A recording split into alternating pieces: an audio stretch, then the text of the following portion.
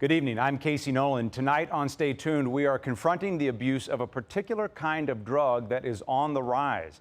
It is claiming lives, damaging communities, and chances are you have some in your home right now. Medications are a part of our everyday lives, and it often seems like there's a pill for almost everything. And when it comes from our doctor, we believe it's safe. But that comfort becomes a dangerous misconception when the goal is getting high rather than getting well. Prescription drug abuse is becoming more prevalent. 7 of the top 10 drugs abused by teens are prescriptions, and there are dangerous implications for us all. Many are turning to these drugs to self-medicate and cope with mental health challenges. And prescription drugs are now the primary gateway to heroin, which means abusing the pills in the orange bottle isn't as far removed from harder street drugs as you might think. And what if your aim isn't to get high? Can misusing prescription medications be as dangerous as abusing them? And as with most things medical, what role does the new federal health care law play? We have a lot to talk about, so stay tuned.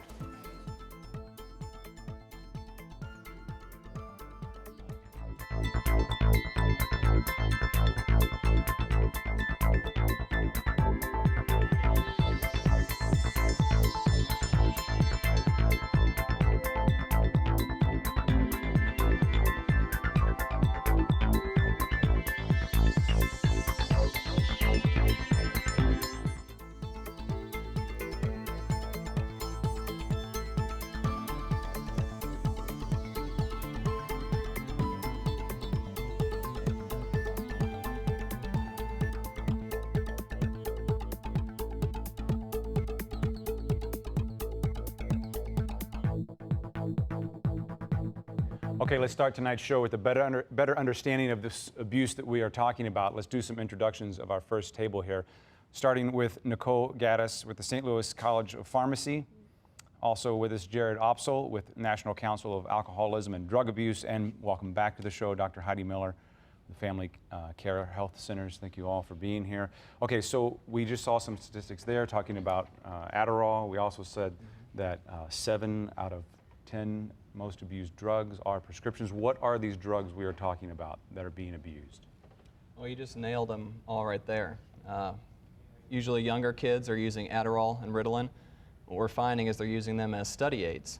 They're using them around finals time for college kids and for high school kids. And they're not even recognizing that these things can become dangerous when they're using them. And the most dangerous of this group is painkillers.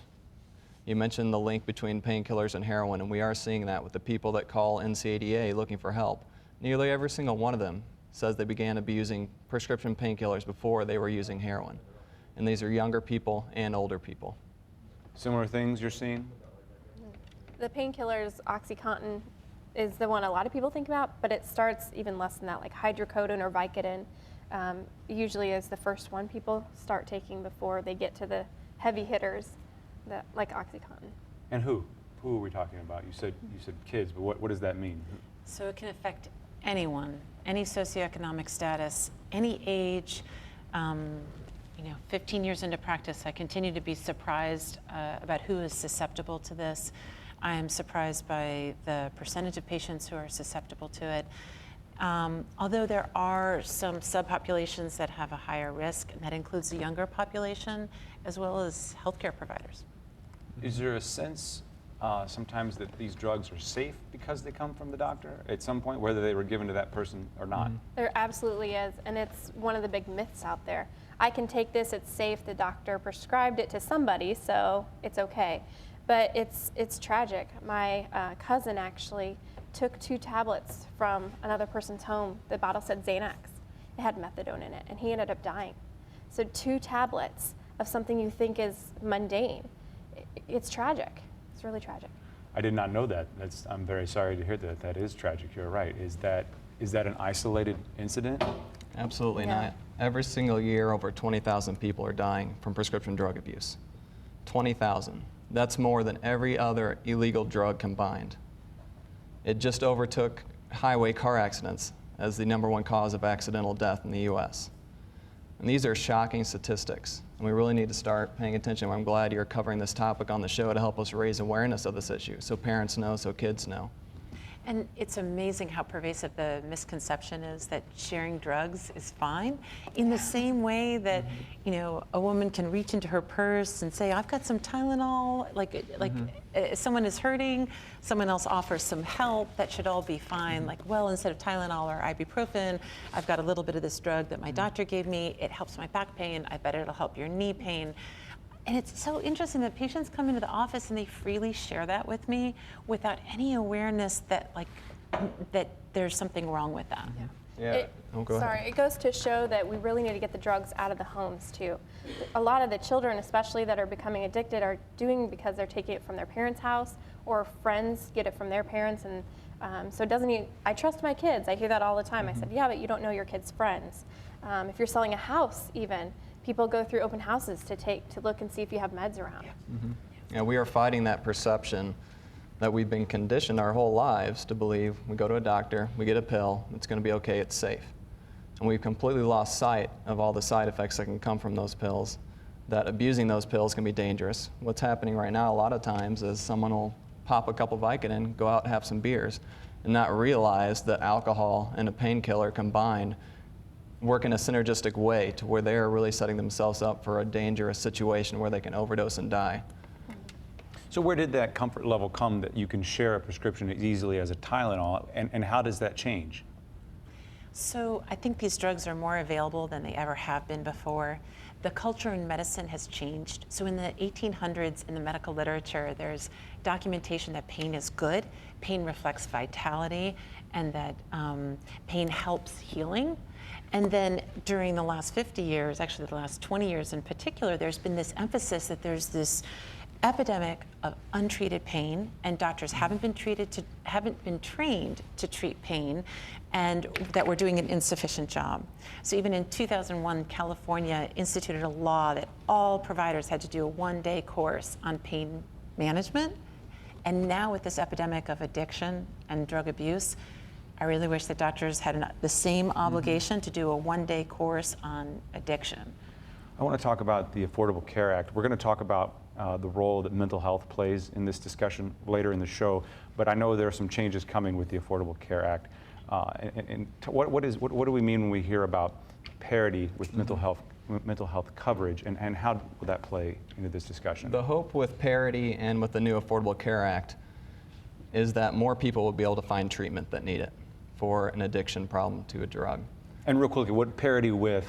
Parity compared to another disease such as cancer, such as diabetes. The coverage has to be as good for the mental health. Exactly. A good example is many times right now, the coverage for insurance will say a person is allotted 10 outpatient visits for substance abuse treatment. Now compare that to someone who has cancer. We do not allot them 10 treatments or chemotherapy, but we're doing it for a different disease with addiction. And many times that takes months, years for someone to be going through treatment to eventually get to a point where they're able to sustain their recovery and their sobriety. And with these new laws, it's really trying to level that playing field to where they can find treatment and find help and save lives. And that will factor into what we're talking about tonight, you believe? Mm-hmm. Yes, it will.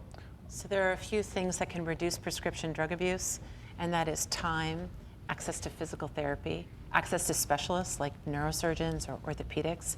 But unfortunately, Missouri has not yet implemented a massive part of the Affordable Care Act, which is Medicaid expansion. And without those services, oftentimes the doctor's hands are tied and the patient's in agonizing pain, and there's no other modalities, and the prescription pad is right there. Okay, thank you all for your time. I appreciate it. Nicole, don't go anywhere. We're going to talk to you on the other side of a break here with Ed Reggie, who's going to tell us how we need you involved in tonight's show. Ed. Thanks, Casey. Well, my name is Ed Reggie, and I'm the one actually interacting with you, receiving your tweets, your Facebook posts throughout tonight's show. In fact, earlier this week, we asked you, how do you protect your prescription drugs? And in fact, we're hearing from you. In fact, earlier tonight, we heard from someone on Facebook, Jacqueline, who actually said even though she kept her prescription drugs in a safe, her child unfortunately still gained access. So keep your personal stories coming throughout the night. We have two ways you could join in. Go on our Facebook page. We posted a comment up there earlier today. Put your reactions to that throughout tonight's broadcast. Or you could join in using the hashtag StayTunedSTL. Let's see what you're already saying.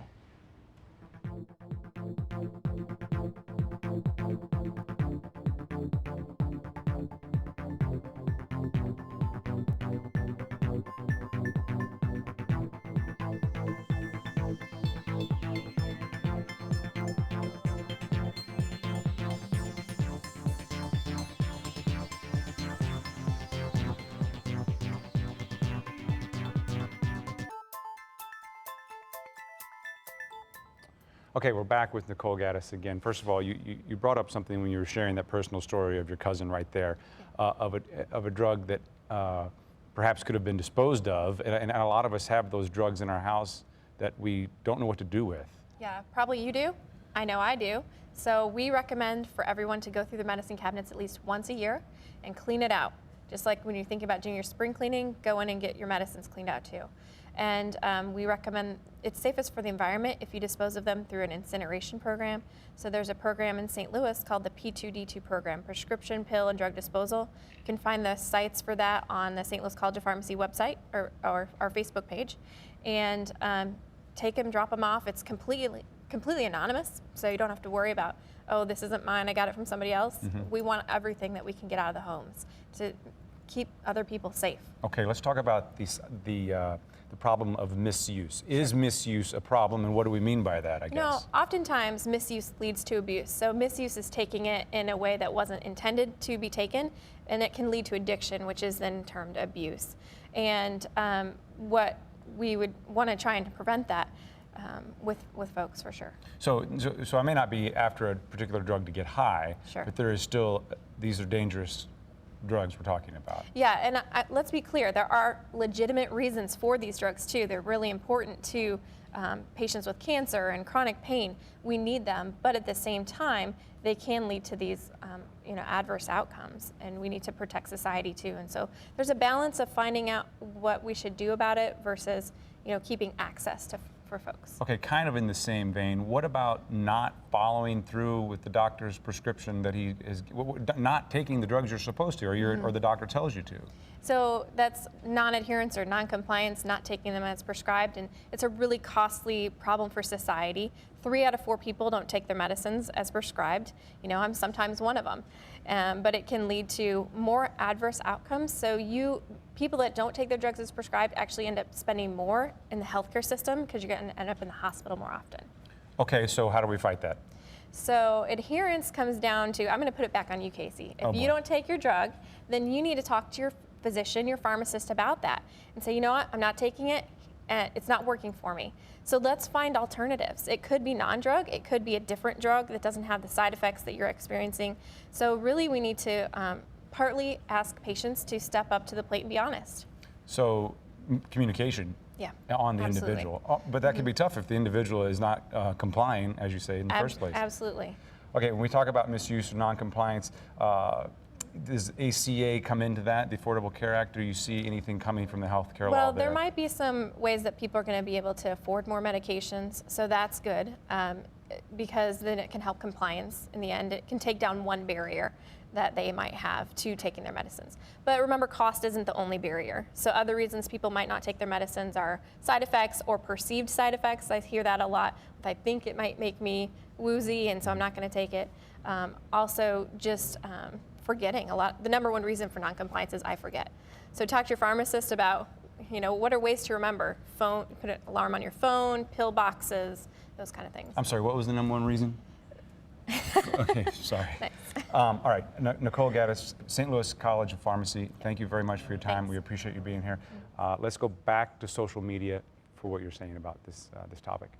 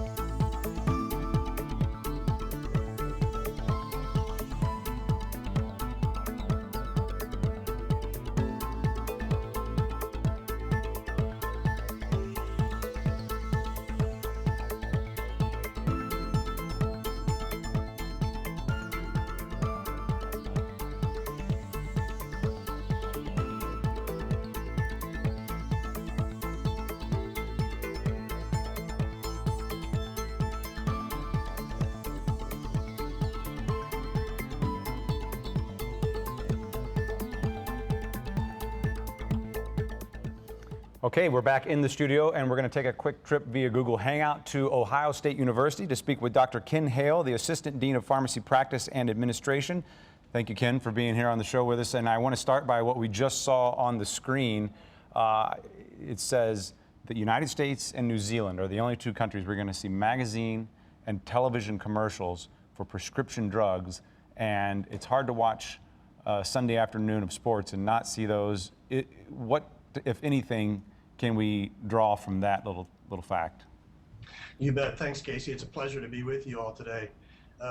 We believe in the work we do in our College of Pharmacy called the Generation RX Initiative. And we chose this phrase Generation RX because it speaks to our culture in the United States as a drug-taking culture. So, you know, as you suggested, we see ads on television for prescription drugs when we watch the television in the evening. Only New Zealand and the United States allow that. We use more prescription drugs than any other country on the planet. We expect quick fixes. We have lots of access to information about prescription drugs. We have normalized the use of these products in our society. We believe that this underlies really the problem you're talking about tonight, because we start to forget that there's a reason for the prescription, and we start to use products in ways that maybe they weren't prescribed or other people's products. Greg Kritzer is the author of a book called Generation RX. He calls it pharmaceutical populism, a growing culture of self-diagnosis and self-prescription. And so fundamentally what we need to do is come back to understanding that, as Nicole suggested, these drugs can help us live longer and happier lives for sure, but used inappropriately, they can hurt us. So we need to draw that back in. Does this tie into what we were just talking about too, where because it came from the doctor, it must be safe? Absolutely. I think, and we suggest in our work, that there are kind of three reasons for this problem. One is misperceptions of safety. So, you know, people think that it's, you know, these prescription drugs are safer than abusing street drugs. In some ways that may be true in terms of purity and the like, but chemically they are the same kinds of compounds. They can do the same things to our bodies.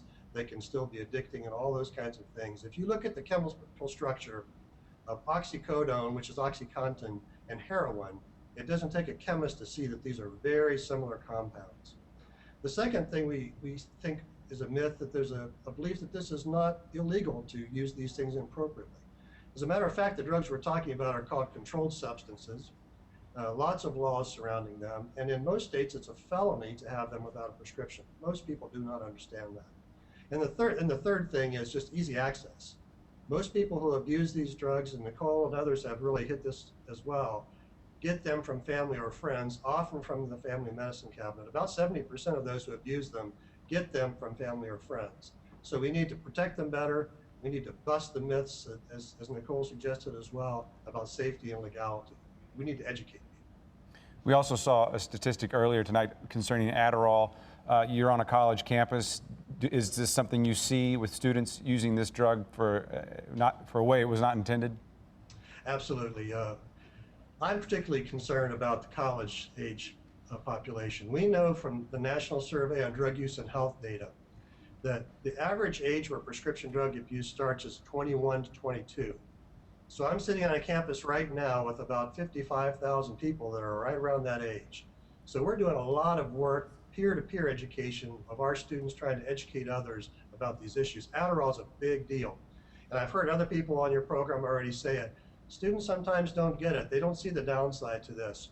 And actually, I'd like to read something to you, Casey. I've got in my hand the black box warning for Adderall XR. So if you don't know about package inserts and black box warning, when the FDA puts a black box around something, it's the highest risk level that they will do. It's the highest problem.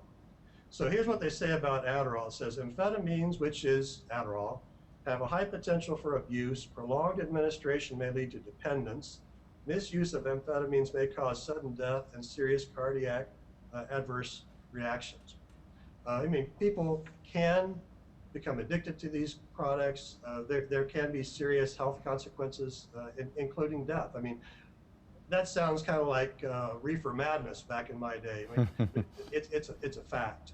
And the other thing that I say about Adderall to our students, and this sounds very academic, is that, you know, isn't college about building the habits to be a successful professional in your life?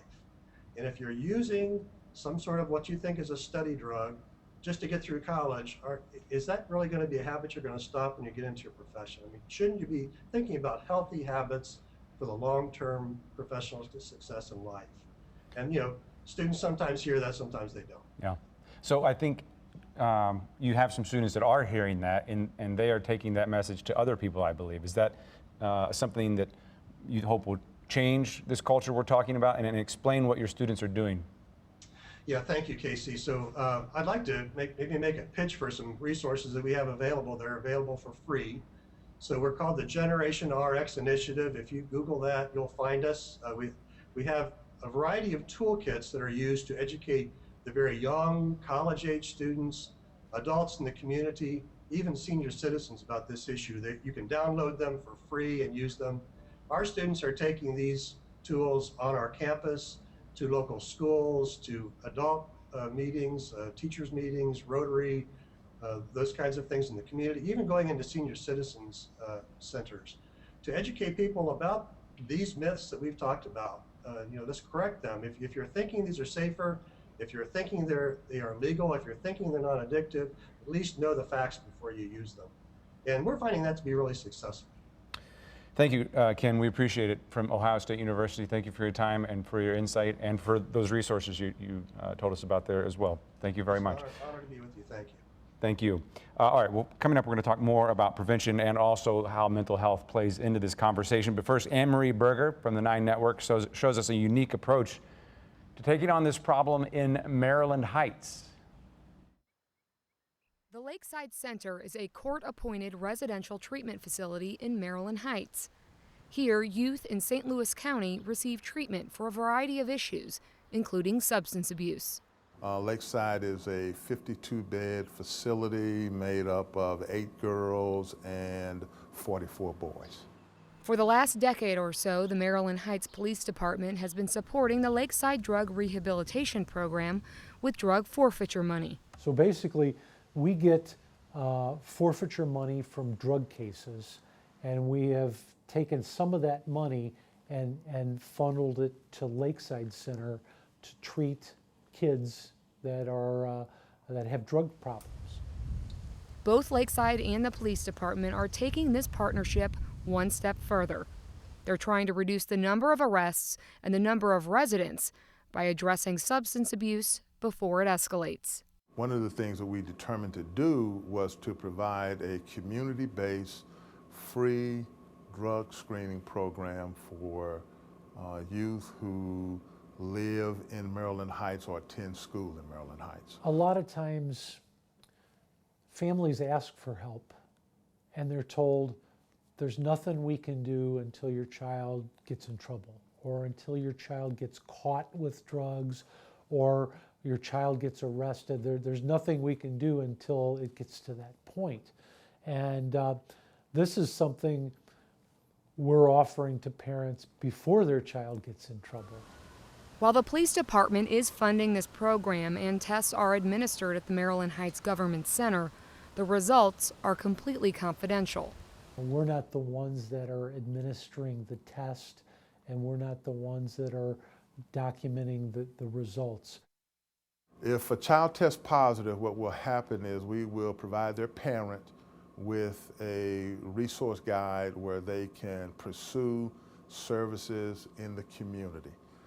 We are not sharing that information with Maryland Heights Police or any other police municipality, and we will not share that information with the Family Court of St. Louis County, or any other family court for that matter. It's money from drug dealers going back to help kids that are using drugs. And over the years, we've worked drug overdose deaths, and we've seen a lot of grief and damage that have been caused by drug abuse.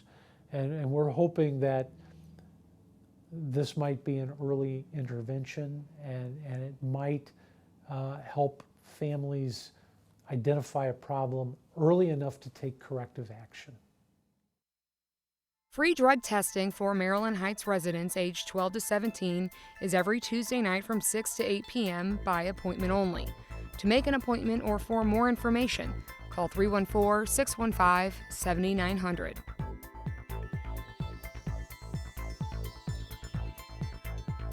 So we've kind of danced around it and touched on it a couple of times, but there is a mental health aspect to this conversation as well, and we want to talk about that and prevention with our next table. Let me do some introductions.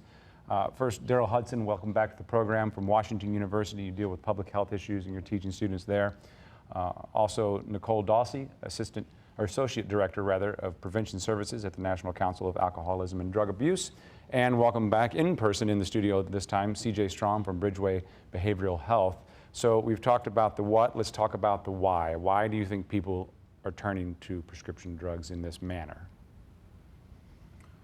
Well, we were talking about it before we came on, and there's no one magic answer, and that's the unfortunate part of it. I think the previous panel, as well as Professor Hale, mentioned the accessibility of it as well. So I think that's a key piece. I think also just culturally, you hear a lot of references nowadays in popular music that talks about use of over-the-counter drugs to get people high, and I think that's influencing peers as well. We just learned about this week. I'm out of touch, but cough syrup and cough Sprite. syrup, promethazine and codeine, and a number of artists have passed away from overdose from those drugs. We know that there are a myriad of reasons why people use substances, and one of those is certainly to self-medicate or to cope. And so part of what we do at NCADA in terms of prevention is we do resiliency skill programming, starting at kindergarten, going all the way up through college age. Essentially, life stinks sometimes, and when people don't know how to cope, then sometimes they're faced with the decision of how to get through life. And so by starting young and instilling skills like anger management, problem solving, setting goals, feeling good about yourself, that's a way that I firmly believe that we can avoid some of these issues in the future. Absolutely, and I think when you talk about it from the perspective of prevention, when you then turn it into something like addiction, when a person begins to abuse opiate drugs, what you have is tolerance building that happens very quickly. So what starts as a coping skill that might operate as a way for somebody to deal with a problem that they otherwise wouldn't know how to deal with, within a very short span of time with opiate medication, you're talking about tolerance building. And once that occurs and the physical dependency is there, they begin to strike criteria for addiction. And at that point, treatment becomes more and more necessary the further they continue to go down that road. So the coping is now a problem in and of itself. Absolutely it is. Correct. Okay, so does mental health play into this in terms of access to care and other issues surrounding mental health? What do you see there? Sure, I think it's related in a major way because a lot of mental health problems have stigma attached to them. A lot of people don't recognize the symptom of, say, depression or anxiety. So if you know that there's something that makes you feel good, if your friends use it, it's effective to you, you can very easily become self-medicating and cope with whatever mental health issue that you might be dealing with. As it relates to mental health, I will say that at least in our adult population, 7 out of 10 of our clients have co-occurring disorders. And in the adolescents, we're seeing a number, it hovers around 70%, but can go as high as 80% of comorbidity that is related to substance abuse. Is this problem getting worse? We said it was off the top of the show. Do you see that in your experience? Yes. I would say. Yes. I would say. And oftentimes, it's certainly the topic tonight is prescription drug abuse. Most of the time, however, kids, adults are beginning with other substances. Alcohol is the #1 drug of choice, followed by cigarettes or smokeless tobacco, followed by marijuana. And so once something is seen as accessible, no big deal, we don't like pain as a society, we want to somehow escape, then we'll turn to whatever's available. And unfortunately, we're seeing, because of many times people prescribing and over-prescribing different medications, and it's available, then that's what kids are turning to.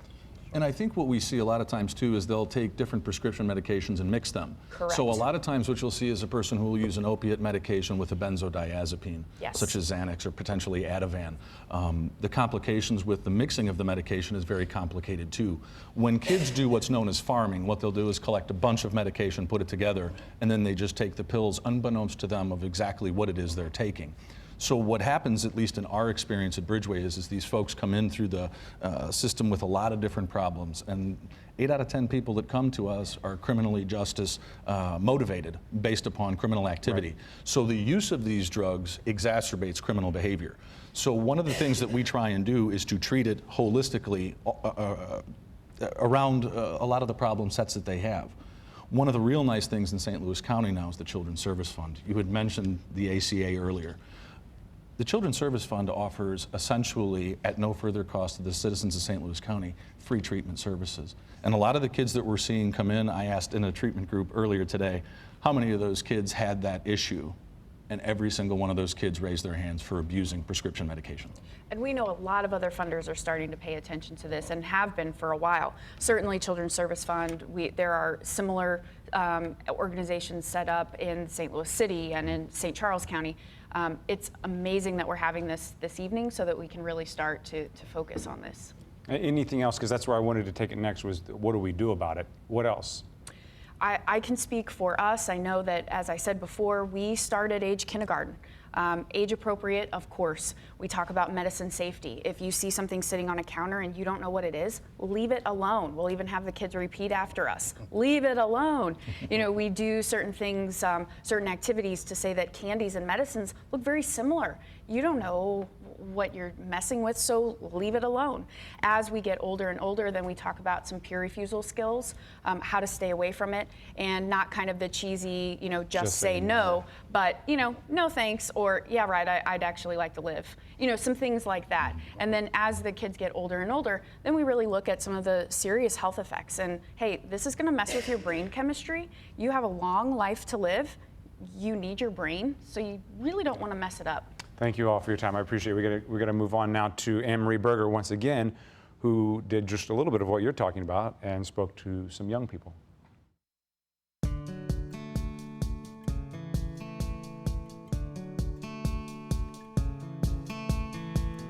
Raise your hand if you know of anyone who has been given a prescription for Adderall by a doctor. Okay? Raise your hand if you know of anybody that has taken Adderall without having been prescribed the drug. I know a lot of kids that use Adderall, mostly because they need to stay up all night to study, or they did stay up all night and study, they need a boost during class just to get through it all. And mostly, like, that kind of usage took place during finals, when, like, all of your professors pile papers on you and these giant finals that you have to take to determine your grades. Like, I remember one time there was someone who was up for like 2 or 3 days who was just continually studying, and then they passed out afterwards. That's the time in people's lives where, or when, like, depression and anxiety take full effect. So people are a lot more susceptible to try anything that could possibly mute their ill feelings, their, you know, depression or anxiety. I think that a lot of times, like in a certain age group, like around college age, people kind of see Adderall not in a tier of like prescription drugs and prescription drug abuse, but as like something different, to where like it's okay. You'll see people getting diagnosed a lot more often in a lot younger ages for ADD, and so that makes that sort of stuff more available and sort of normalizes it, makes it easier to acquire and easier to justify using it at like a party or for just to do school. I know people who use Percocets, only not for any specific reason, but just because it's something to do outside of smoking weed and doing stuff like that. And then with painkillers, like sometimes if it's just accessible, like if someone was in the hospital and there's leftover painkillers, that might be something that's brought out at a party or in a dorm room. I know they use like NyQuil and put like pills and Sprite in it, and they just drink it just because they like the feeling that it gives them. So people are using these things as other ways to get high. Yeah. It's a lot more common or a lot more easy to just go and, you know, take a prescription drug out of the cabinet, out of your mom's cabinet, than it is to go to the corner store to buy cigarettes, or to go to the gas station to buy cigarettes, or to somebody to buy some weed or something like that. when it's there, like parents use it all the time. It's just in the house, just left. I don't think parents take the proper precautions of hiding it because they have the warning that, keep out of reach of children. But I think what they need to do is make sure that the parents are keeping it locked away from everyone. I feel that peer pressure and the media plays a big role in using prescription drugs and other drugs, because if you see your favorite rapper or superstar doing something, you're gonna try and do it too. Okay, nothing happened to this person, so it won't happen to me. Or when you're just flipping through the channels, maybe hanging out with some friends, watching TV, what's popular these days or has become like Jersey Shore and all those reality TV shows, and where they're just getting crazy and going wild, so that doesn't help at all.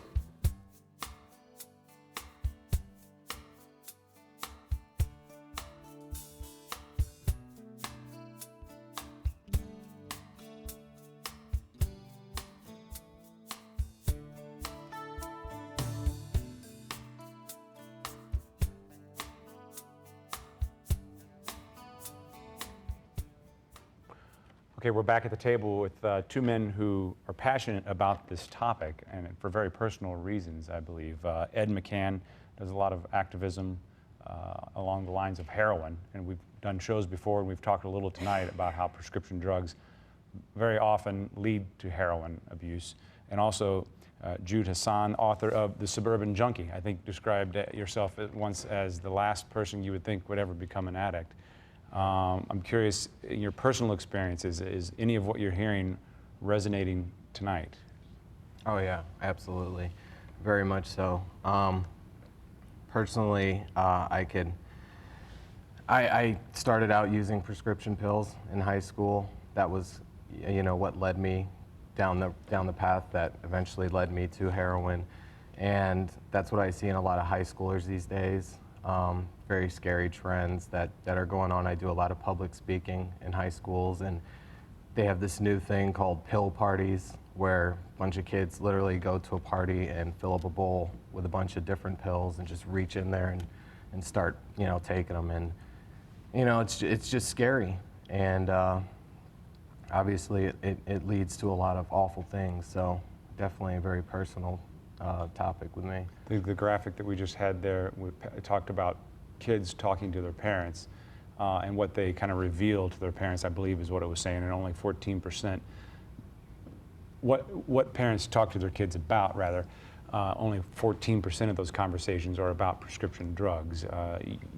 Do you see that as true in your experience? Absolutely, and as you said, I sort of got into this whole prescription thing, doing research and everything through the loss of a very close friend to heroin. And then I became an activist, and as I worked and our network grew and everything, then we started talking to other parents who had lost their children and everything, and doing the research, then we found out that I think the number is something like 81% of heroin addicts get their start through other drugs, as was said earlier in the program, but prescription painkillers, because it's so closely Even the resembles the heroin. Yeah, the chemistry is the same. I mean, it's what we're talking about is we live in a country, and when I look at the numbers, we are talking about a true epidemic. I mean, the numbers are absolutely staggering. I haven't heard a lot about that so far in the program, but hydrocodone, which is one of the prescription painkillers that's out there, in America alone, we use 99% of the world's supply. It's made right here in the United States, or we have it made somewhere else and do it here. We are our own biggest producer of drugs that end up contributing to this prescription epidemic. 130 million prescriptions a year in the United States. So what are parents and children, what do parents not know that they need to know? I think as much as anything, it's just the fact that these are by prescription. Everybody says it's a prescription, it's okay, even if it's not my prescription. It's not killing people, but the fact is 20,000 people are dying a year in the United States. It's the single largest cause of accidental death in the United States. and prescription painkillers are the #1 cause of those accidental overdose deaths. So Jude, what do we do? For some reason, it's not something that's talked about in people's homes. They might hit on every other subject except prescription pills, and I think that's a mistake. I think just bringing up the subject and talking about it and keeping the communication open with your children is key, really. What do you wish your parents would have known? Because you had, as I understand from your book, a good relationship with your parents. Oh, yeah, you were active in, absolutely. you had activities. You Sure. were, as you said earlier, or as we said earlier, not the last person we would expect to end up in this situation. What do you wish your parents would have done or known? You know, they really did catch it too late. I wish, just like so many of the people that I interact with at Bridgeway on a daily basis, you know, they say, you know, this wasn't me. This wasn't me. I was a good kid. I was, you know, I had a nice home. I had a good family. I had a good wife. And, you know, you don't ever think it's going to happen to you. And you think it's legitimate because it's coming from a doctor. And then, you know, before you know it, you're on a street corner trying to score heroin because you can't get the pills anymore. And I mean, I just wish my parents would have really just broached the subject with me and talked about it. I think my parents tried to guard me a little too much, tried to keep me in a little cocoon, and hope that, you know, that would save me. But So don't wait for any sort of signs before Sure. you have this Oh, conversation. yeah, absolutely. I have a 14-year-old and 17-year-old child that are in the audience tonight, and I mean, almost daily I learn new things about, you know, what's going on at school, and it's because they know that I you know, am involved in this movement and everything. And my son just tonight on the way to the program said, Dad, he saw this paper with hydrocodone written on it, and he goes, hydrocodone and Vicodin, which are really the same thing. He said, that's the biggest thing that's going on at my high school right now. This is my 14-year-old son, and a lot of his friends are using it. Thank you, gentlemen. I appreciate your time. Thanks for being here in the studio with us tonight and for sharing your personal experience. All right, let's go back to social media.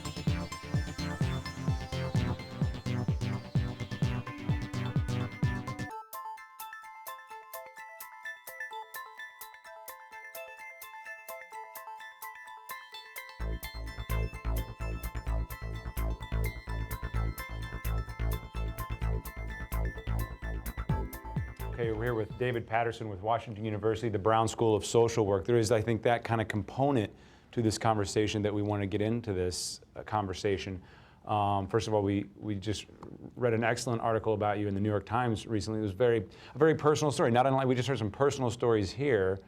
Can you share a little of your personal story as it pertains to this topic? Sure. So in 1989, I'm a high school dropout and started drinking alcohol and smoking marijuana at a very early age, and eventually dropped out of school, worked my way into some type of job, was a garbage man for a long time, and just continued on in that path. You know, alcohol led to other things, and eventually became very suicidal and other mental health issues, and eventually wound up in a psychiatric hospital where they treated me for not only the mental health but the addiction part of it. So are you able to relate to any of the stories you're hearing tonight and some of these issues we're hearing about in our communities? Absolutely. So, you know, there's this idea that it's, you know, it's a culture. And so I heard the gentleman from Ohio State say, you know, the RX generation, like they came out of the womb knowing that they were going to be in the RX generation. Well, no, they grew up in this generation where things are available to them. And it reminds me of the conversation we had with tobacco, and that, it used to be thought that it was medicine. It used to, have all these qualities to it that it was really sold to the public that tobacco was a good thing. And it just recently we sort of have new data and new information that it's not such a wonderful thing. And so the idea that we have this now in prescription drugs, that it's sold on the TV that it's it's a good thing. It's prescribed by a doctor, and so it's sort of like blaming the victim. These folks become addicted to a substance which have been sold to them that it's a good thing. But can't there be some good things? I mean, I've got to believe, like we've heard tonight, there are some times a person needs the medication to solve an illness. Absolutely. I don't think it's a case where all prescription drugs are bad. And so I think it's important to realize that that there's such shame and guilt about this. When a person becomes addicted to something, it should be thought of as a medical illness, not so much. It comes across as you're now in this criminal justice system. You're a criminal. You have these negative terms about it, rather than you're a person who needs help. Okay, so what do we do? It's a good point. So treatment works, and so I think you have to break it up in two different parts. There's prevention, and so there's been some good discussions about prevention. NIDA, National Institute of Drug Abuse, have really started to target parents and being, I think it's called, I forget what it was, productive parents or whatever, teaching how to talk to kids and about drugs. And so there's prevention part of it, but there's also treatment. And unfortunately, the cost for treatment has really went down. There's a lot more prisons than there are treatment facilities. And so we could really save money by treating people who have this addiction rather than locking them up. You said two parts. So what else do we need to know? What else can be kind of our goal here? Yeah, and so unfortunately, just as the gentleman said at the sheriff's office, that they're funded through drug addicts. Drug money, seize drug money. Yeah, rather than the pharmaceutical companies should and could be a part of this financial solution to solving this addiction problem, rather than just making it all a criminal justice issue. Are you optimistic about this this situation? Well, alcohol is still the #1 drug used, and so that's been going on for a long time. This is just a new thing. Things ebb and flow. It was meth, now it's heroin. I'm always optimistic when there's treatment available for people. Thank you very much. David Patterson, we appreciate it, from Washington University Brown School. Thanks for being with us. We appreciate it. Let's go back to social media.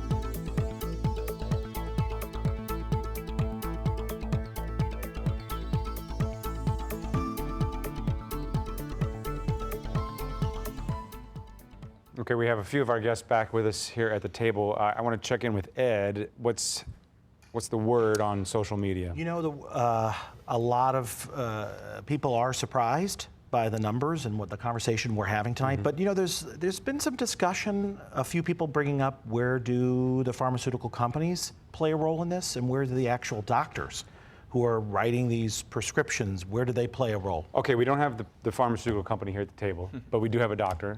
Where do the doctors play a role? Okay, so this doctor can report that probably twice in the past month, I've had a pharmaceutical representative stop me in the hallway between patients to try to sell me a form of a narcotic medicine and to promote the use and to educate me about the use of that medicine.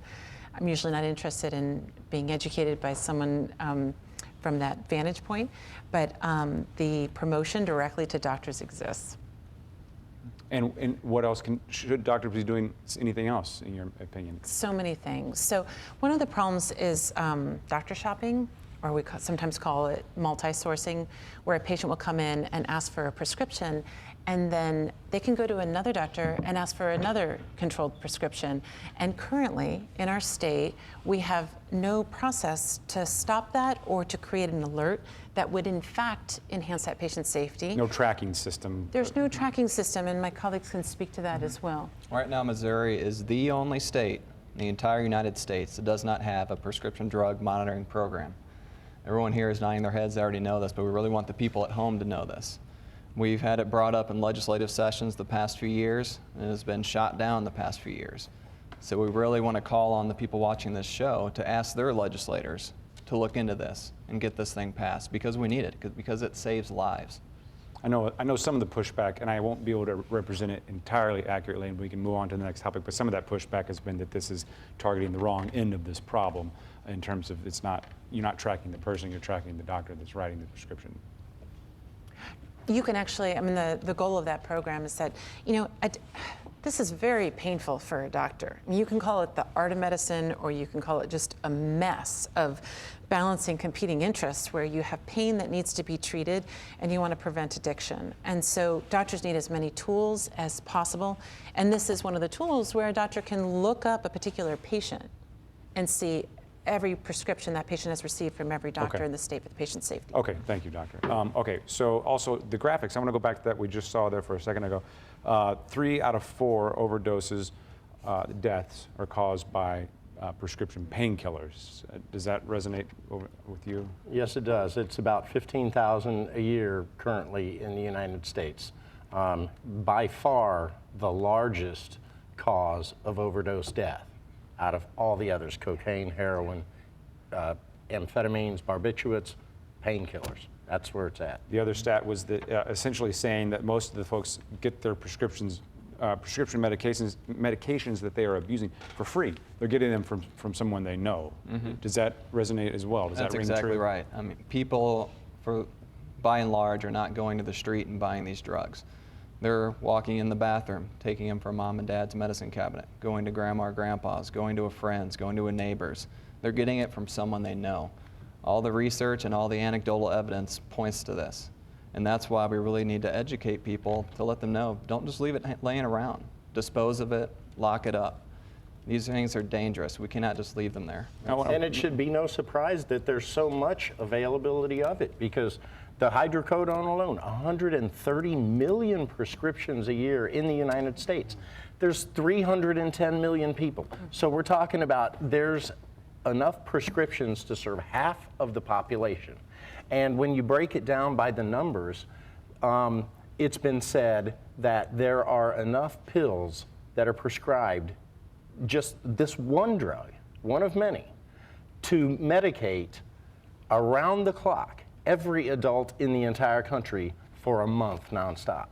That's terrible. I don't want to pick on the doctor again, but I want to go back to the Affordable Care Act for just a second. Anything else that you see coming down the road that could have an impact on this topic that we're talking about tonight, this problem of prescription drug abuse that might be affected by the changes in the law?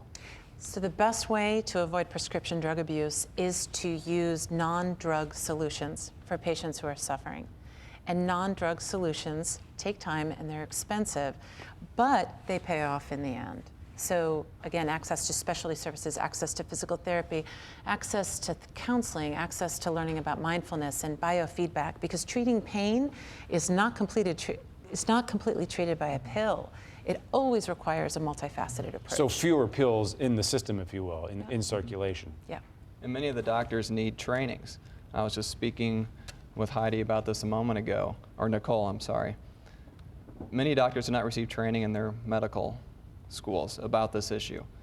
They are taught that these things will not become addictive early on. They're not just now realizing that they can become addictive. And so unless the doctors know about this issue, they're going to continue to do things like we've heard, prescribing 30-day supply of Vicodin for a sprained ankle. Someone has a wisdom tooth pulled out and they get a 90-day supply. These things are happening right now. And then all those extra painkillers are just sitting there in the medicine cabinet waiting to be abused. Jude, I cut you off there for a second. No, I was just going to say that's exactly how it started. You know, my mom, I think she had some kind of surgery, and she had, you know, she was one of the kind of people only take a few, and she left like a whole bottle of them, and I just started taking them. And that was, after marijuana, that was the second drug I'd ever tried. I think we have time for one last word from the doctor. Well, 7 years of medical training. I probably had an hour training in addiction medicine. It needs to be incorporated into medical education. Okay, we'll leave the conversation there. We'll say thank you for watching. Please stay tuned, and also we have some resources that we can show you now.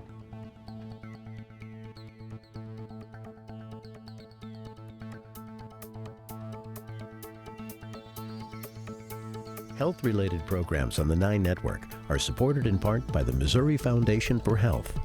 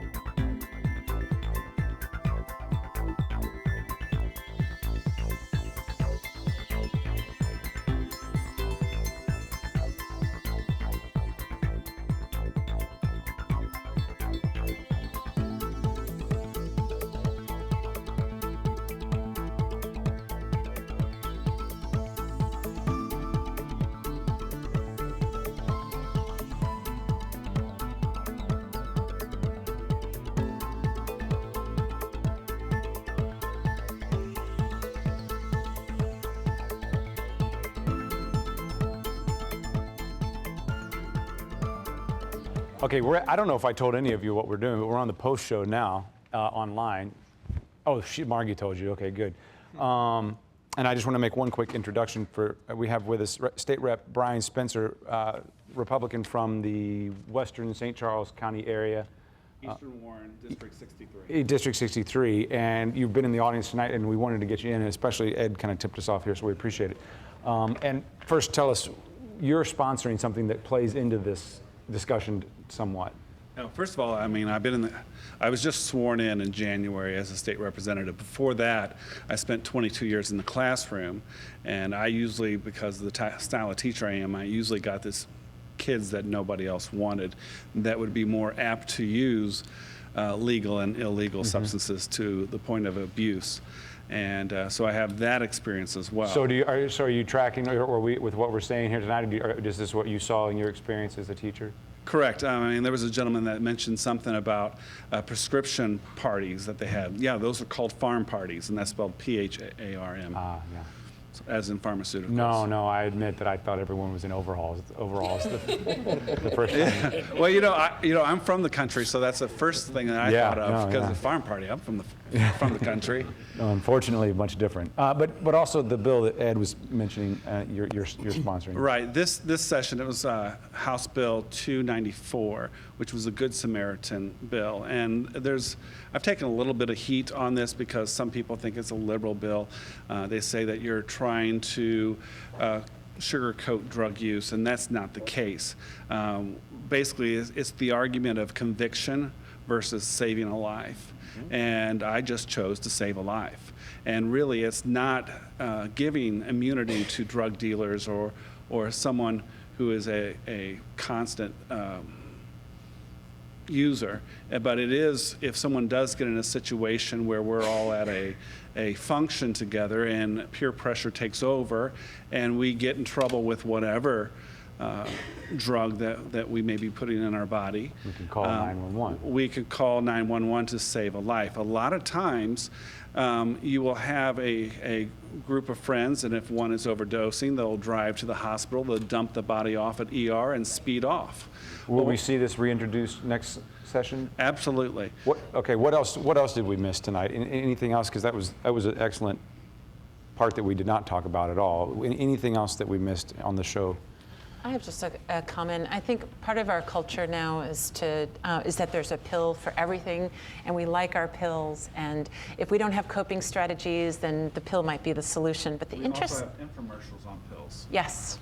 On losing weight or whatever. But the interesting thing is that maybe everyone in this studio has taken a pill, but we all respond to it really differently.